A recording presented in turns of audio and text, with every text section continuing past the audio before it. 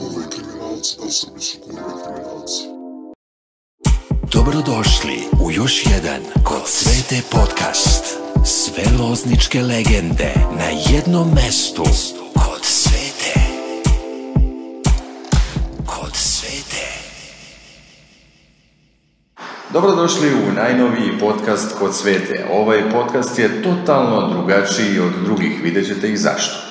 Perspektivniji momak Damjan Filipović jedan je od savremenih velikana lozničke umetničke scene. Što bi se reklo, kompletan paket od ozbiljnih napisanih pesama, audio i video produkcije preko mudrosti i kritičkog promišljanja do inteligentnog humora. A njegovo ime se kako na lokalu, tako i u Srbiji sve češće čuje, uvek naravno u superlativu. Osnivač je podcasta koji upravo gledate Kod Svete. Damjane, dobrodošao u podcast Kod Svete. Hvala Mile, bolje vas našao. Ovo je tvoja kuća. Da, jako lepo vidjeti te tu.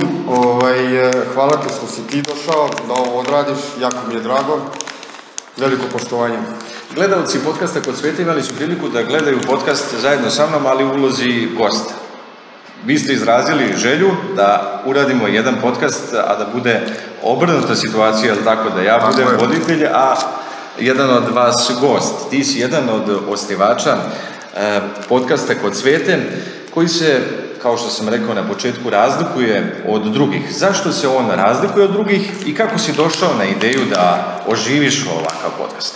Pa evo ovako, za početak, podcast je počeo da radi na leto, tamo krajem septembra. Ja sam proveo 3 meseca u Loznici i vidio sam kakve se sve, što bi rekli mladi, njuške kreću ovde. Ovaj grad je pun njuški, pun tih glava koji imaju puno što da kažu i ja sam želeo da, naravno mi nemamo podcast ove vrste, a drugi gradovi ga imaju. Ja sam želeo da predstavim našim građanima ko sve sa njima živi ovde. Da oni budu svesni da ovde ima jako velikih stvaraoca, umetnika i političara, što nije fokus Kod Svete podcasta. Znači fokus Kod Svete podcasta su ti underground umetnici. Pomenuo si mlade, pretpostavljam da je veća pažnja posvećena njima, je li tako? I na neki način da bi se oni na ovaj način afirmisali kroz vaš podcast Kod Svete. Ko je do sada prošao kroz ovaj podcast od tih mlađih generacija i šta imaš dalje u planu što se tiče ovog podcasta? Pa ovako, prošli su par tih nekih kao repera su bili su neki ovako baš ti apstraktni umetnici, to su neki poluslikari, pesnici, umetnici, to su sve ljudi koji stvaraju, koji žive umetnost. A što se tiče mladih, da, do sad su bili samo mladi, bio je jedan stari umetnik, gospodin Mališa, ali svakako je podcast Kod Svete će se sigurno fokusirati na tu stariju gardu, naravno na te ljude koji su ovde godinama, koji stvaraju, koji nemaju, kako da kažem, nemaju prostora da se pojave negde. Na nekoj lokalnoj televiziji, lokalnim novinama, jer ti su ljudi nekako zabačeni i onda sam ja želeo da svi oni imaju priliku da kažu nešto. Sigurno si provodio vreme čitajući komentare ispod svakog od podcasta i nailazio si na predloge različitih imena iz našeg kraja. Koje imena si uspio da pronađeš, koga bi to naši sugrađani želeli da gledaju u podcastu Kod Svete? Pa, želeli su tebe da vide, naravno. Želeli su tebe, da, bilo je par predloga. Žele da vide to nekog dečka koji se bavi DSPO, Sale, Sick Touch, bavi se nekim repom.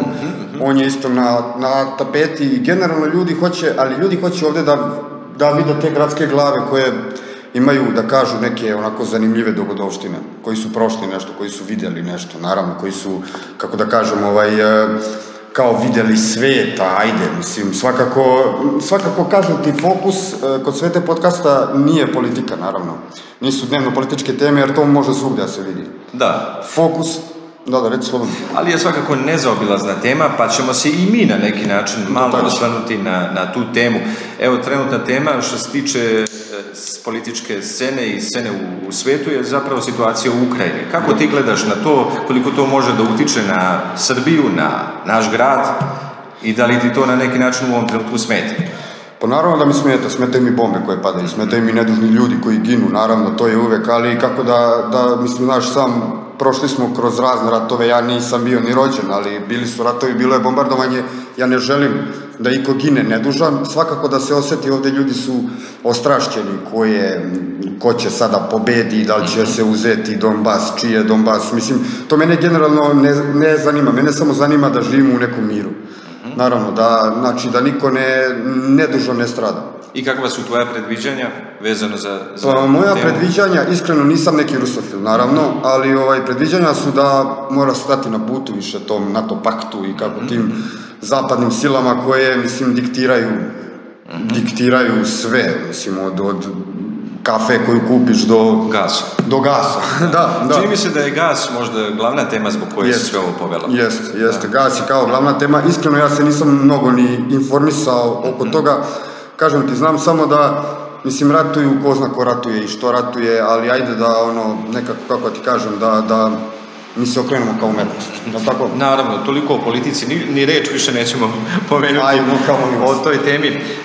Idemo na ono što je našim gledalcima možda najinteresantnije da saznaju, a to je nešto privatno od tebi. Znaju te ovako kao voditelja, kao umetnika iz našeg grada, viđali su te u nekim projektima i na YouTube-u, mogu da pronađu dosta stvari koje si radio, tako dovoljno je da ukucaju Damjan Filipović ili možda imaš i neko drugo ime. Da, Čodi, jel tako? Da, bilo je mnogo imena, sad posljedno. I ja sam imao priliku da pogledam par tih projekata, ali sam imao prilike i da učestvujem u nekim od projekata, o tome ćemo nešto kasnije. Ali najbolje da nam ti kažeš nešto ukratko o sebi. Ko si ti? Pa evo, ja sam jedan stvaralac, pun ideja, budim se svako jutro sa mnoštvom ideja, od jutra ja imam, kako kažu, bujicu ideja i to jako je teško biti u mojoj glavi jer stalno naviru. Treba ih nekako kontrolisati. Ja sam to pokušao da kontrolišem kroz, na primjer, muziku, tako je krenulo, kroz kompoziciju, kroz pisanje tekstova, došlo je do podcasta. I to je neka vrsta stvaranja. Sad, kako je to sve krenulo? Krenulo je tako što sam svirao u ovoj mladosti, malo pokušao bubnjeve, gitare, i onda je to sve preraslo u komponovanje. Imao sam bendove neke sa bratom rođenim, nešto smo pokušavali tu. Onda smo došli do toga da, mislim, ja sam generalno zadovoljan svojom karijerom, iako ja nemam neke preglede, ja nemam neku popularnost, nemam neku slavu, naravno, mislim, to je jako teško u Srbiji zaraditi bez neke marketinške priče, što ja nikad nisam ganjao, ali evo, to je spomenuo saradnja sa tobom. To je jako lepo, ljude iz svog kraja, ljude iz svog grada naći koji su uključeni, koji uživaju u svim tim procesima. Jer ako ti ne uživaš u procesu stvaranja, nemoj ni da stvaraš. Je li tako? Ja sada neću ponovo da se vraćam na tu temu, ali smo u podcastu koji ste radili zajedno sa mnom pomenuli i tebe, jer tako da si bio pre mnogo godina u mojoj emisiji na televiziji Mala radionica i tu smo pričali o tvom trenutnom talentu, ali prosto ti si prepun tih talenata, te stvaralačke energije, to prosto pršti iz tebe. To se vidi u svakom momentu. I nije ni čudo što je Loznica postala premalo mesto za tebe, tako? I ti si odlučio da odeš za Beograd. Da. Kada se to desilo i zbog čega? To se desilo, otišao sam poslom, iskreno, otišao sam poslom pre nekih 10 godina, napustio sam topli porodični dom, otišao sam trbukom za kruhom i naravno Beograd ti pruža velike mogućnosti. Beograd ti pruža ozbiljne konekcije sa nekim tamo ljudima koji žele da stvaraju radi stvaranja. Šta je problem, na primjer, baš da napravimo paralelu, šta je problem u Loznici? Ovdje su ljudi sujetni. Ovdje je teško sarađivati sa ljudima, mala je sredina. Izaćeš na ulicu, rećeš šta one radi, šta one glumi. Da. I ja sam nailazio na laru tih osuda, gdje su ljudi želeli da te ponize, kao vidi onog debila, kao vidi onog budalu. Odmah te gledaju kao nekog osobenjaka, čim si drugačiji od ostalih. Ili će ti pripisati etiketu sektaša, narkomana i još bilo šta što je marginalno, naravno, to je problem ovdje kod... Svih malih sredina, ne samo naše grade. To je problem kod, jeste, našeg, mislim, kako ti kažem, ja sam to davno prerastao, taj osjećaj. Tu bolest si preboleo.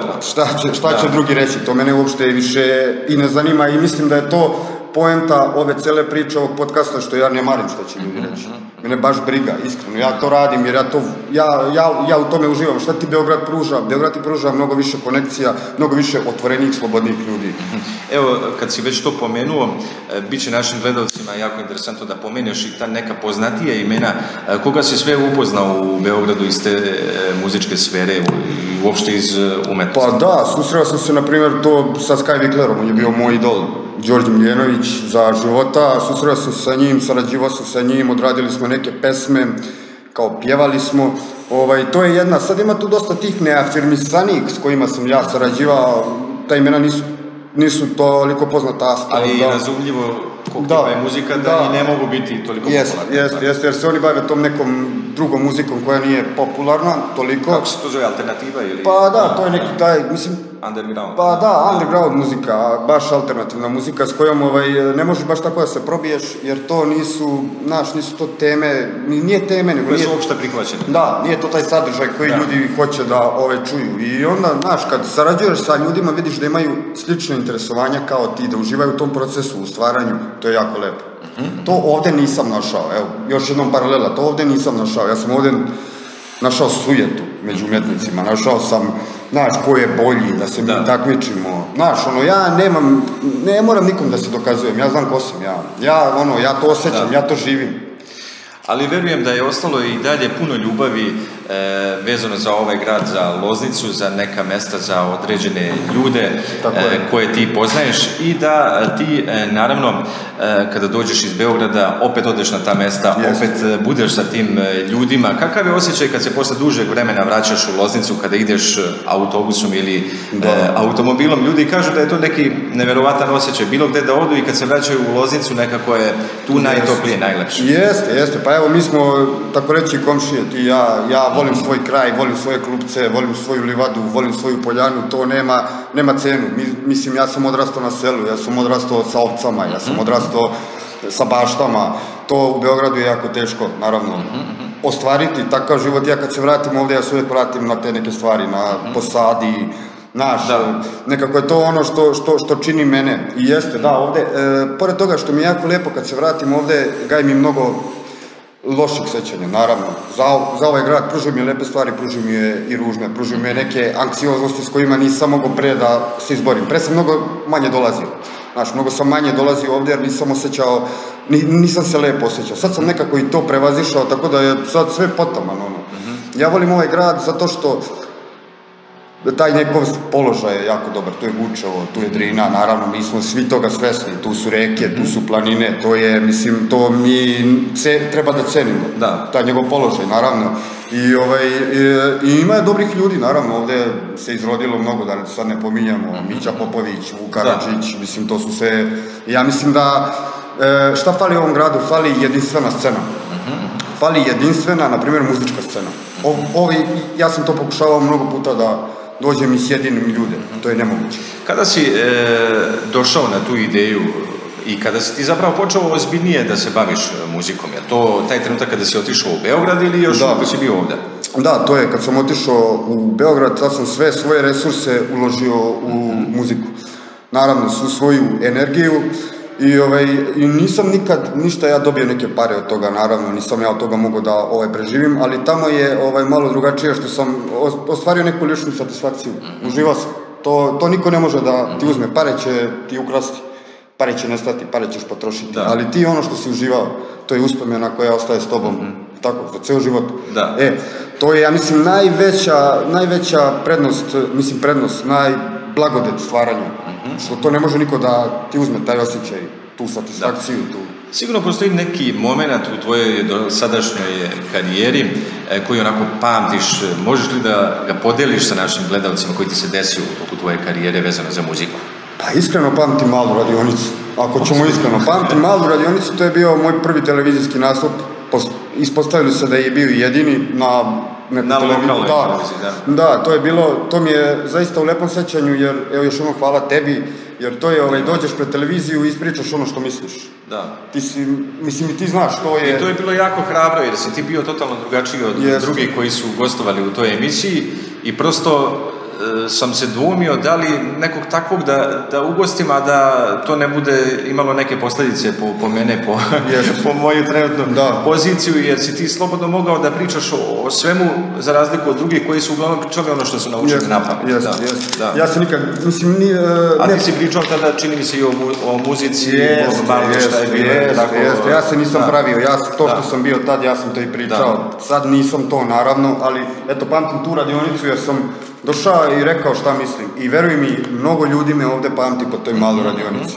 Mnogo ljudi to gledalo, hoće da vidi sad taj snimak. Ja taj snimak imam u nekoj privatnoj tu arhivi, ali ne bi ga delio jer je to samo moje. I tvoje, naravno. Ti si bio i Kameron koji je bio pozdrav za njega. Ali možemo reći slobodno da je ovo možda nastavak te male radionice. Tako je. Možemo slobodno da kažemo i u međuvremenu se dosta toga izdešavalo i nešto imaš uvek novo da nam kažeš, nešto što ne znamo, što ne znam ja, što ne znaju naši sugrađani. I čini mi se da posle svakog podcasta ljudi gledaju drugačije na tu osobu, do tog trenutka su je možda zamišljali na neki drugi način, ali ovo je pravo mesto gde se čovjek ogoli na neki način i gde ljudi mogu da ga vide sa više strane. Tako je.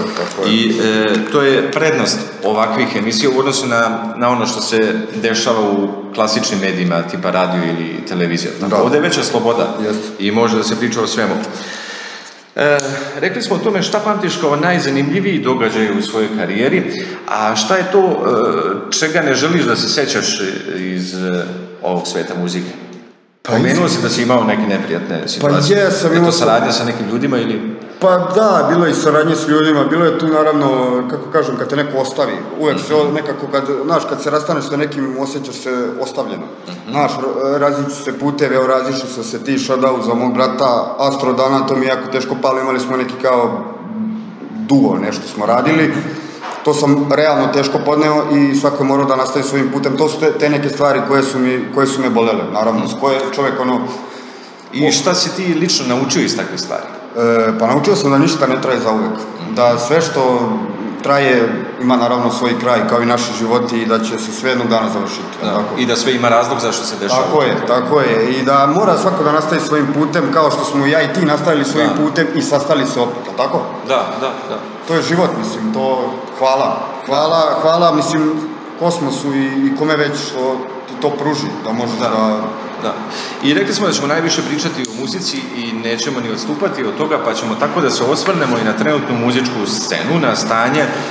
Ajde da krenemo od lokala, od Loznice, pa naviše na nacionalni nivo i uopšte u svijetu. Šta je to popularno, šta je to u trendu, šta to smeta kvalitetnim izvođačima? Pa iskreno, muzika koja se danas plasira jeste malo onako, kako da kažem, prosta, jednostavna, nije... Lošeg kvaliteta.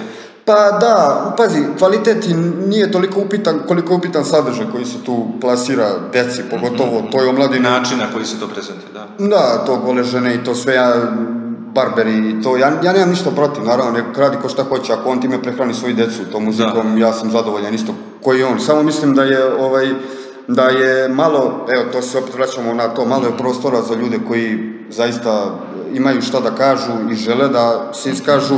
I mislim da je to problem i nacionalnih svih frekvencija i nenacionalnih, što su ljudi, mislim, nekako stavili u fokus te neke stvari koje nisu pravi. Par nekih imena koje slede jeste. I ne samo da ih slede što se tiče muzike, već i stila oblačenja. Tako je, stila života, jeste, i ponašanja. Da. Ovo je pravo mesto i prava prilika da pomenemo sve tvoje talente. Rekli smo na početku da se baviš pisanjem tekstova, tako, za sebe, ali i za druge izvođače, to između ostalog radiš, baviš se audioprodukcijom, jel tako? Ti si u okviru ovog podcasta Kod Svete osnovao i produkciju Kod Svete, gde si uspešno realizovao i nekoliko projekata, jel tako, zajedno sa svojim bratom? Pa da. Moj brat, inače Nemanja Filipović, on komponuje muziku isto.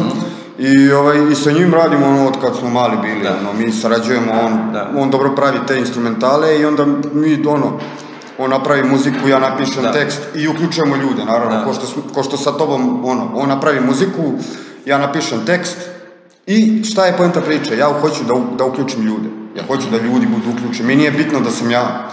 Mislim, svaki umetnik je egomanijak, to stoji, svi vole da budu najbolji, da. Jeste, ja sam kao nešto, ali meni je to bitno, meni je bitno da ajde da sarađujemo sa ljudima. Zato i postoji kod sve te podcasta, ajde da vidimo da ljudi, hoću da sa ljudima sednem, da popričam. Inače, ja završam studije psihologije, tako da je to isto jedna stvar gde ti, znači, dođe ti čovek i on je čovek. Pre svega, on ima nešto da kaže, on hoće nešto da, svako može nešto da kaže. Eto, možda možemo da kažemo da je i to jedan od motiva zašto si ti osnovao podcast Kod Svete, tako? Može da to bude jedan od projekata iz tvojih studija. Iz moje struke, da. Mislim, nema to sad neke puno veze, svakako, ali je posao sa ljudima. Inače, ali sigurno je to uticalo na tebe da doneseš odluku da nešto ovako pokreneš. Tako je, dosta. Mislim, sa ljudima sam radio i kao konobar sam radio sa ljudima i naravno i na tim studijama se radi sa ljudima. Kažu da su to jedni od najtežih poslova, tako konobar i taksisti. Tako je, da. I svačega si se i tu nagledao i naslušao, ali u svakom slučaju si upoznao i kvalitetne ljude. Da, naravno, kvalitetnih ljudi uvek ima i uvek će ih i biti. I ajde da ih nađemo. Ajde da ih nađemo, da ih dovedemo i da pričaju. I da imaju što da kažu, jer imaju što da kažu. Ti stvarno ljudi imaju što da kažu, samo što na primjer ovdje postoji taj otklon šta ću ti ja. Šta ja mogu da ti kažem? Možeš, brate, samo nećeš. A to, ajde se vratimo sad kao da ne skačemo tu sa teme. Mislim, pišem tekstove, pišem poeziju, pišem komponujem, audio produkciju radim, video produkciju radim, mislim sve sam se... Je to sve povezano na neki način? Pa jeste, pazi... Je te to nateralo da radiš sve sam onako? Jeste, generalno sam da bi sebi olakšao. Jeste, da bi sebi olakšao, a i zanimalo me. Ja prčkam, ja ceo život prčkam nešto, ja koristim i Photoshop, ja radim i neke logoje, ja radim, svašta radim sa devojkom neki 3D dizajn. Mene to sve zanima, ja hoću da stvaram. Mene to zanima. Inače, ti nisi samo osnivač ovog podcasta, je li tako, nego si i tvorac svega ovoga što ljudi imaju priliku da vidi. Tako, pre početka emisije sve se to priprema, je li tako, scenografija, audio, mikseta, mikrofoni, sve to tvojih ruku djelo, a posle toga i sledi montaža, ili tako, postavljanje na YouTube i to su neke stvari koje su tebi jako bliske, ili tako? A šta je ono što možda priželjkuješ da radiš u narednom periodu, a što do sada nisi imao prilike zbog nečega da se oprobaš u tome? Pa iskreno nema tih sad stvari, to je to. Ja mislim da sam neki dosegao svoj vrhunac jer je podcast spojio sva moja interesovanja, znači od pisanja tekstova do najava, do svega i sad je ovo, ono baš, kako da kažem, sve sam integrisao u jednu celinu gde ja sad ovde, naravno to ljudi, mislim, možda i ne znaju, ali sve što vide i čuju što se tiče podcasta, to sam samo ja. Tvojih ruku dela, ali evo pozdravi za našeg Vuka koji je isto ovde sa mnom, mislim, lakše je sa nekim sve raditi jer možeš da podeliš posao, možeš da podeliš tu energiju i samo taj čin stvaranja sa nekim je mnogo lakši, samo što ljudi od toga beže. Plaše se, šta će reći one, koga briga čovjek, stvara. Damjane, da li je tvoj dan, prosječan dan, ispunjen 100% ili tu ima još lufta za nešto novo? Pa da, uvek ima lufta za nešto novo, ali moj dan je realno prosječan. Ja se probudim, popijem kaficu, popušim cigaru, ako imam posao, završim posao. Uvek posle posla treniram već dugi niz godina, posle posla uvek istreniram, mislim možemo kažemo i to, bavio sam se climbingom, penjanjem, vozio sam downhill biking niz šumu, mislim svašta sam, klizam na ledu, vozim rolere, rolam ponekad i skate, mislim svašta radim što je naš, aj kao fancy ili kako bi to rekli ljudi, mislim to mene sve zanima, ja hoću sve da znam. Sve što je vezano za adrenalin, je li tako? Pa ekstremno, kao eto, ajde kao da kažemo to, mislim, malo ljudi zna, na primjer u Loznici možeš da voziš bajsnu šumu, znaš, što ljude ni ne zanima. Eto, baš kad smo se dotakli Loznice i tih lepih mesta, ti si na početku podcasta pomenuo neke od njih kao, na primjer, Gučevo, pa da otkrijemo našim gledalcima u onoj mlađoj populaciji koja misli da ne postoji ništa do onog dvorišta ispred njihove zgrade. Šta još mogu da pronađu u Loznici? Šta si ti to pronašao i čemu si se najviše obradovao? Neko skriveno mesto? Pa da, evo, na primjer, moja devojka iz Borine, na primjer, Borina je mnogo lepo mesto. Borina, to pored Drine, to je jako lepo mesto, ko voli da peca, može da peca, ko voli da planinari, može da planinari. Taj downhill biking mi je otkrovenje veka, to kad spuštaš, ni šumu bajsom. To može svako da, brate, uradi da ode u Pajić servis i da kaže, hoći da vozim bajsnu šumu. Mislim, ko sme, naravno, ko se usudi da to radi. Mislim, to neke stvari Loznica ima za koje ni ne znamo, što ti kažeš, jer ne izađemo iz svog dvorišta, niti nas zanima.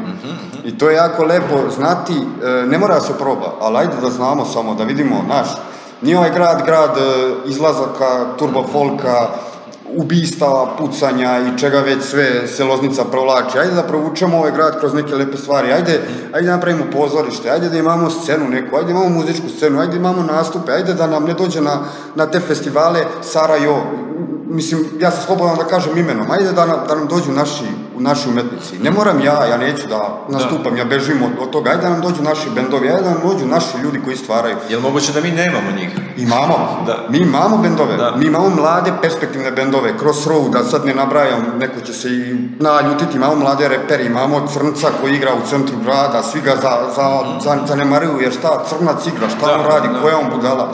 Čekaj, taj čovjek je došao ovdje, živi, uči tvoj jezik, uči tvoju kulturu. Ajde da imamo razumevanje, tako? Ali to je ono što nosi mali grad. A ono što nosi veliki grad su neki novi izazovi sa kojima si se ti suočio, je li tako? I šta si od svega toga prihvatio, iskoristio, šta ti je bilo najzanimljivije u Beogradu, koja mesta, koji ljudi, šta si sve upoznao, radio?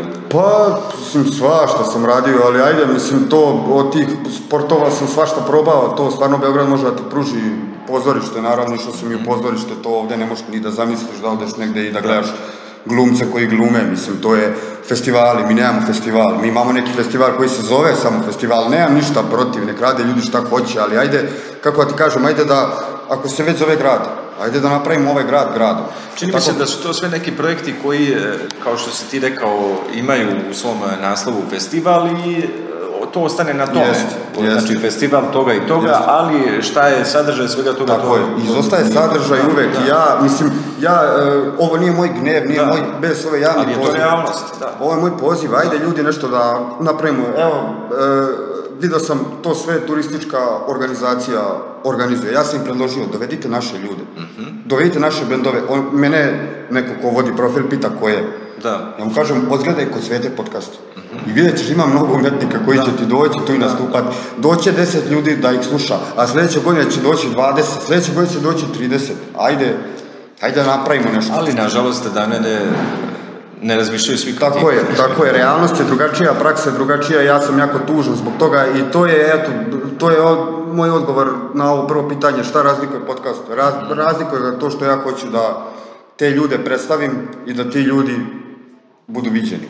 Ne mora da budu slavni, neka budu viđeni, neka se zna za te ljude, jer ne mora niko da ih voli, da ih ljubi i da ih grli. Ajde da im pružimo ono što radi. Da li ćeš, Damjane, u nastavku zajedno sa svojom ekipom koja realizuje ovaj podcast nastaviti da budeš dosledan sebi, pri tome mislim na ove goste koje si do sada dovodio, i da li će oni biti slični ovim dosadašnjim ili će tu biti i nekih novih iznenađenja? Pa da, kao smo krenuli, doveo sam tu, na primjer, jednog čovjeka iz Beograda, Xanadu, neki umetnik iz Beograda, isto neafirmisan, sad je već malo tu afirmisan. Krenulo se u tom smeru da se malo dovode malo te, kao, poznatije njuške, što bi rekli mladi, da kao se, da se vidi da ovaj podcast nije samo, da ja imam neke konekcije koje mogu da iskoristim. Ali svakako čim je taj gost došao u naš grad, ima neke veze sa gradom. Jeste. I ima onda pravo i da bude... Tako je. Ovaj podcast je za sve otvoren, može doći sutra i Rudar da priča, naravno, ako on hoće nešto da kaže. Ja mislim da je to da kažem ti, svako može da kaže šta hoće, mislim da pa evo i ti se naravno baviš tim poslom, znaš koliko bi ljudi želelo da kaže. Da, ali ipak na nekim drugim mestima drugi ljudi odlučuju o tome ko će da bude gost, a ovdje odlučuješ ti, jel? Tako je, ovdje sam ja vrhovni gospodar i to je jako lepo što mogu da... Što imaš tu priliku, da li se dešavalo da si kontaktirao određene goste i da oni iz nekog razloga nisu hteli da gostuju? Dešavalo se, da, naravno, ljudi, kažem ti, to je problem, neće da, kao šta im ne kažem, kome šta da kažem, ko sam ja. Da li će me razumeti? Da li će me, pa nije kao šta će posle reći moji roditelji, ovo će mi gledati otac i majka, mislim, ovdje se... Da li će imati problema na poslu? Tako je, koliko ti znaš, ovdje se ne spominje ni politika, ni te neke stvari koje su kao, ajde, ilegalne ili šta već, to se ovdje ne spominje, mi smo svi ljudi, pričamo naše iskustva, pričamo naše misli, šta smo radili, gde smo bili, i mislim da svako može to da kaže, samo što eto, mislim, kako ti kažem, brate, meni se jako svidjelo što si, na primjer, ti došao, tvoj posao ti možda i nije to dozvolio, ja tako nisi baš, kako kažem, malo si bio stegnut, ali si opet došao. Da, došao sam da ispoštujem vas kao to hoću. Tvorca svega ovoga, da. I od ostalih ljudi, to hoću. Ajde, brate, ajde malo da se pokrenemo, da se uključimo, brate, svi, a ima nas dosta. Damjane, prava si osoba koja može ljudima da uputi neki savjet, neku lepu poruku. I ovako, pred sam kraj ovog našeg razgovora, ja ću iskoristiti priliku da tebe pitam o nekim stvarima. Kako ti gledaš na sve to?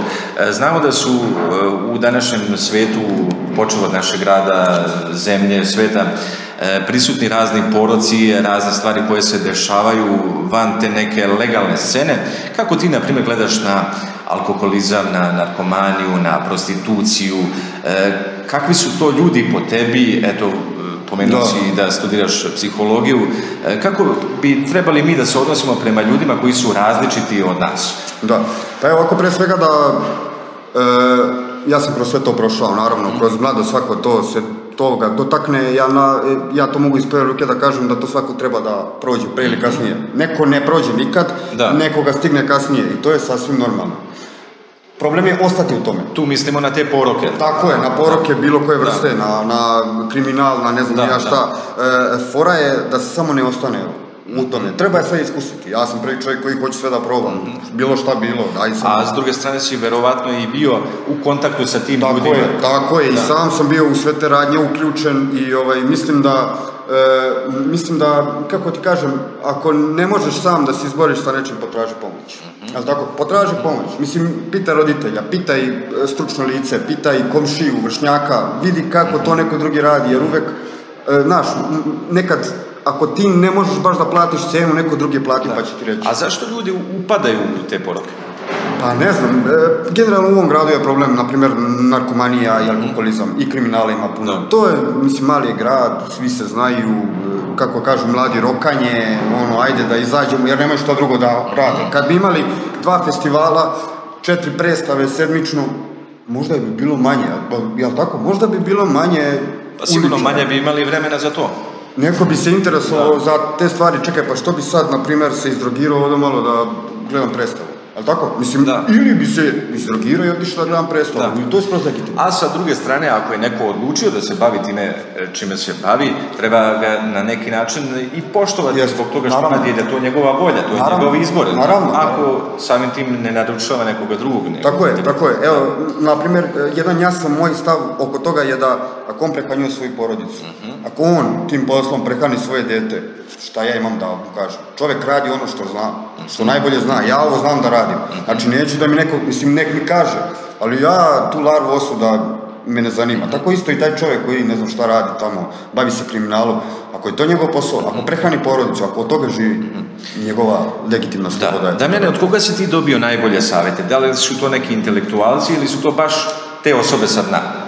Pa, iskreno, mnogo dobrih savjeta sam dobio, na primjer, tog Sky Wiklera, koji je važi za narkomana, ludaka, alkoholičara. Ja sam od njega dobio baš dobre neke životne savjete koji su mi, pomogli da prebrodim tu razvojnu krizu gdje, zapitaš se, pa šta ja ovo radim, jesam ja stvarno ludak, jer ja stvarno, jel moram da budem na margini društva i onda shvatiš da nisi jedini. I onda je to jako dobro. Dobio sam savjete, naravno, od roditelja. Moji roditelji su jako liberalni, slobodni, uvek su tu bili za mene i to mi je jako drago, što te roditelji iole razumeju. Moja keva ne sluša moju muziku, moja keva ne gleda moje podcaste, ali moja keva razume da ja to radim ceo život i da ću ja to nastaviti da radim. I onda je to mnogo lakše. Kako ti kažem, u maloj sredini, verovatno nju gledaju kao Maju, kao od onog ludaka što radi, ali znaš, mislim, svako nešto radi, sad kad bi išli gledali ko šta radi, kako radi, znaš, zašto bi nekog osuđivali. Da, koliko se, Damjane, po tebi Loznica menja iz dana u dan, iz godine u godinu i po tom pitanju, po prihvatanju različitosti i svega ostalog? I kako ti, na primjer, vidiš Loznicu za 10 godina? Kako će to biti mjesto? Pa, ajde da kažem da je Loznica postala sve bolje mjesto za život. Otvaraju se fabrike, otvara se ovo, otvara se ono, ne znam više ni šta se otvara. Mislim da Loznica hrli ka nekom boljitku, naravno. Ali, šta je problem u ovoj Loznici? Što nema širine. Ti možda da namotavaš kablove i možda budeš čistačica, ti nemaš IT sektor. Da. Ti u gradu ovakvom gdje imaš masu programera, ja znam masu programera, nemaš IT sektor, nemaš IT firmu, radiš tamo za neke Amerikance, država, Kineze, da. tako je, država oporezuje freelancere, dođu ti Kinezi, ti namotavaš tu za njih kablove ili šta već radiš, mislim da je to problem u ovom gradu što nema širine, jel tako? Bio je taj dečko koji je bio gost ovaj podcasta, Borislav Matović, koji je pokrenuo to pozorište tamo. Šta je sad sa toga? Ko to vodi? Znaš, gde su ti, ovdje se gleda koliko para ima. Koliko para ima turistička organizacija, koliko ću ja para imati od Lilavo festivala, hajde da ovo uradim, hajde da ono. Ne, ali čekaj, nisu pare, a gde su ti ljudi koji tu žive? A gde je ta kultura, gde je ta, znaš, ono, to su neke stvari. Da te neko postavi na čelo ovog grada za nekih otprilike 10-ak dana, šta bi se izdešavalo i šta bi naši sugrađani mogli da očekuju za tih 10 dana, šta bi ti to sve promenio, uveo, doveo, blokirao? Pa ne bih ja nikad došao na tu poziciju svakako. Ne, onako čisto. Da, iskreno da me neko igde dovede, ja bi pravio predizborne materijale, ja bi pravio video, audio, stavio bi iza naravno, koji bi ne bi baš mogao nešto da vodim jer nemam preduzetničkog duha niti ikakvog liderskog, ali ali bi uključio te ljude koji znaju to da rade. Ljude koji znaju, to bi uradio, uključio bi ljude koji hoće i znaju nešto da urade. I postavio ih na pravo mjesto. Tako je, imala bi Loznica festival, imala bi konzistentnu stvar koja bi trajala godinama. Festival ne samo da se zove festival, već tako je, nazovi festival. To i bude, da. Tako je, pravi festival koji traje 3 dana, došlo bi 20 bendova, razumeš, i kao nešto bi se tu, mislim, bar na tom kulturnom planu, ajde kao dešavalo, mada ja ne znam šta će sutra biti, svakako. Mislim da ovaj grad zaslužuje mnogo više. I ovaj grad, i naravno i Beograd, ali ovaj grad je moj grad. Ja se ovdje sećam, mislim, i Ole kao u svom gradu, mislim da ovaj grad mnogo više može da pruži ljudima koji u njemu žive. I mislim da se ljudi ovdje, kao pa bilo i gore. Ajde da napravimo bolje. Jel možemo? Možemo. Jel hoćemo? Nećemo. I tu se priča završava, da? Tu se priča završava. Ajde se ja tebe pitam, šta bi ti promenio u ovom gradu? Šta bi ja promenio u ovom gradu? Pa ja bih promenio to što bi tebe doveo na vrh ovog grada i samim tim bi stvari išle i meni u prilog. Pa ajde da kažemo da je to okej, ali mislim, znaš, kao šta možemo da uradimo, jel možemo nešto? Ja mislim da, ne znam, mislim da su do nekle ruke i vezane, naravno, jer je ovdje i mentalitet ljudi takav da ti ovdje baš i neke radikalne promjene i ne možeš da uradiš. Jeste, ali ako se vratimo u istoriju, u daleku prošlost, dešalo se da jedan pojedinac može totalno da preokrene istoriju s nekim svojim postupkom. Iako se posle taj postupak na neki drugi način tumači, ali svako od nas može da promeni dosta toga ako ima jako ako hoće, jeste. Samo pitanje da li hoće, mislim da ljudi neće. I ne znam. I da li je, Damjane, ovako za kraj ovog našeg podcasta, pošto nažalost vreme je iscurelo za sve to, da li je to tvoja poruka ovako za kraj, upornost, promjena, rad na sebi? Tako je, upravo to, znači idemo, radimo, šta god drugi rekli, šta god se okolo dešavalo, mi idemo, radimo. Idemo napred, tako? I uživamo, možda idemo i nazad, ali ako smo to mi odlučili, ajmo i unazad, znaš, ali nemoj da nam neko diriguje da idemo unazad, idemo zbog nas sami. Znači, budimo svoji. Tako je, mi smo svi jedinke koje smo, koliko god bili slični, mi smo i različiti. Ja tako postoje te individualne razlike koje odvajaju mene od tebe. Ajde da budemo ono što smo. Ali smo sa druge strane i svi jednaki. Tako je. Ajde da poštujemo različite ljude, ajde da poštujemo i tog crnca, ajde da poštujemo i te Kineze, ajde da poštujemo i ovog i onoga, ali ajde da poštujemo i naše ljude. Koji hoće da se cimaju, koji hoće da stvaraju, a sve nas je manje, ali ajde, nešto će se desiti, valjda. Damjane, koga za kraj da pozdravimo? Ko je najzaslužniji u ovom podcastu da bude pozdravljen u ovom trenutku? Pa ne znam, sve ćemo da pozdravit ćemo i tebe, pozdravit ćemo Vuka, pozdravit ćemo ajde Vukovu majku, pozdravit ćemo sve one ljude koji su učestvovali koji su do sada učestvovali, koji će naravno i učestvovati, ajde da ih pozovemo sve da dođu i da kažu ovaj prostor medijski svako ima, kogod može, potpuno besplatno, kogod hoće nek dođe i kaže. Isto tako možemo da pozovemo i one ljude koji žele da pomognu u kreiranju ovih podcasta, tako na neki način, na bilo koji način, čak i na taj finansijski. Tako jer sve ovo iziskuje vreme. Ti si danas otišao sa posla da bi došao ovdje, tako da odredimo ovaj razgovor. Damjane, puno ti hvala na ovom razgovoru i nadam se možda možemo to i ovako da najavimo i da predložimo da posle nekih otprilike 15-20 emisija se ponovo nađemo pa prokomentarišemo šta se to promenilo, da li se promenilo nešto na bolje, da li si ti uticao s ovim podcastom na našu sredinu da se promeni. Hvala tebi, Mile, još jednom što si došao i što si ispunio moje želje sve. Hvala i tebi, bio si super gost i ovo nije prvi put da si to i pokazao. Tako je, hvala. Hvala i gledalcima podcasta Kod svete. Doviđenja. Kurve kriminalci, da Srbi su kurve kriminalci.